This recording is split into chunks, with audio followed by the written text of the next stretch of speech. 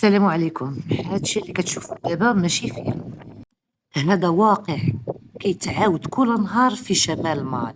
شاحنات مدنية والناس كتخدم على رزق، وكيجيوهم هاد الجماعات المسلحة كيضربوا بداك الشي وكيكبروا تكبيرات بعدا كأنهم داروا شي انتصار عظيم.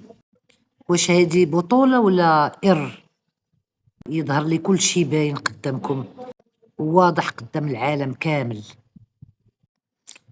هادو اللي كيطلقوا الرصاص ودايرين بحال هاد الفضيحة هادي أكيد ماشي مقاوم، هادو مجرمين كيزرعوا الخوف في عقول وقلوب المدنيين اللي جاو مساكن غير يخدموا. وهاد الفضيحة هادي ما جاتش من الفراغ، نو، هاد أكيد مستافدين بها عسكريا وسياسيا.